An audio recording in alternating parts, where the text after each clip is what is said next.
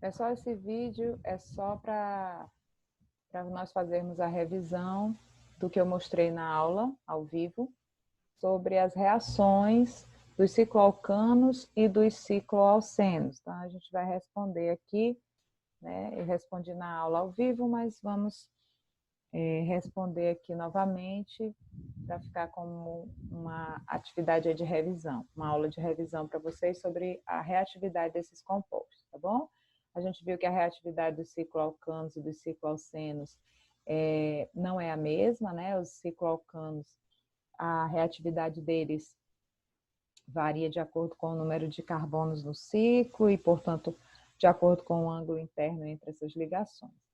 Então, os cicloalcanos, eles podem sofrer reações de adição ou de substituição, dependendo da quantidade de carbonos, do ângulo interno. Se o ângulo for próximo de 109 graus e 28 minutos, o ciclo vai ser estável e ele vai sofrer substituição. Se o ângulo interno for distante de 109 graus e 28 minutos, o ciclo vai ser instável, vai ser frágil e ele vai sofrer reação de adição. No caso dos cicloalcenos, a gente vai ter sempre reação de adição, porque eles têm ligação dupla. Então, os cicloalcenos são mais reativos do que os cicloalcanos, ok? Então, vamos lá, respondendo aqui esses exercícios, né? Só reforçando o que a gente já tinha visto na aula. Vamos responder aqui. Então, nesse caso aqui do primeiro composto que nós temos, aqui a gente tem um cicloalcano. O ângulo interno aqui é 60 graus. É um ângulo distante de 109 graus e 28 minutos. Então, esse ciclo ele vai ser um ciclo frágil, ele vai ser um ciclo instável. Esse ciclo ele vai quebrar.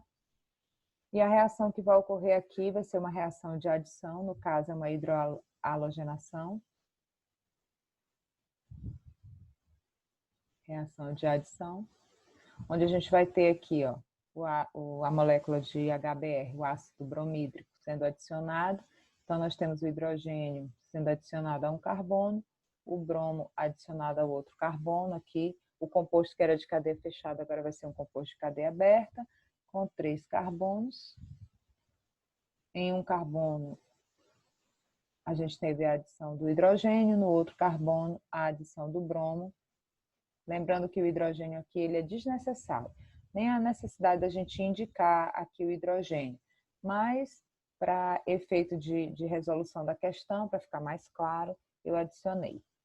No segundo composto, nós temos aqui um cicloalceno, ele tem ligação dupla, então essa ligação ela vai se romper, e a gente tem uma hidratação. Aqui também vai ser uma reação de adição. Uma hidratação, onde nós vamos ter aqui, né, o hidrogênio e a hidroxila da água sendo adicionados à molécula do cicloalceno. E nesse caso, tanto faz para onde o hidrogênio vai e a hidroxila. Nós não temos aqui, especificamente nesse composto, um átomo de carbono da dupla mais hidrogenado que o outro. Segue-se também a regra de Markov-Nikov nos cicloalcenos, mas nesse caso específico não há necessidade.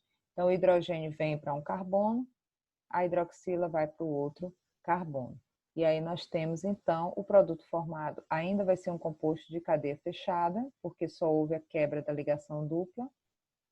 Cadeia fechada, hidrogênio foi para um carbono, a hidroxila para o outro carbono. A gente tem a formação aí de um álcool de cadeia fechada.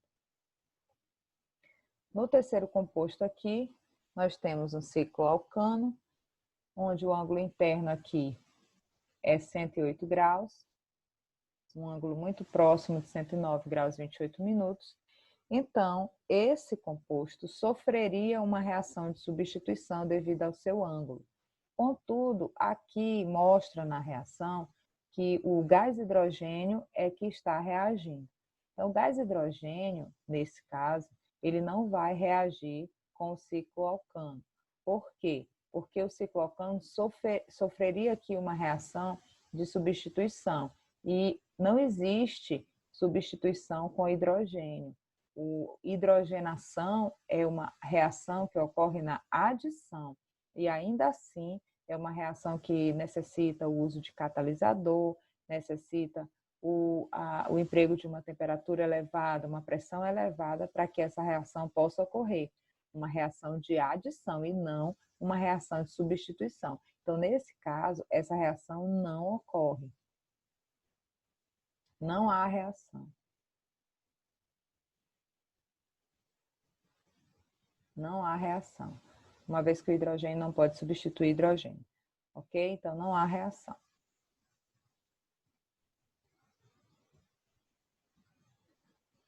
Aqui nós temos, então, outro cicloalceno. E no caso dos cicloalcenos, a reação típica é a adição. Então, aqui nós vamos ter uma reação de adição.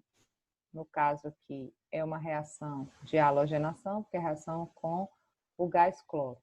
Então, vai se romper a ligação dupla, o cloro vai ser adicionado a um carbono, o outro cloro vai ser adicionado ao outro carbono, e aí nós temos a formação de um composto ainda de cadeia fechada.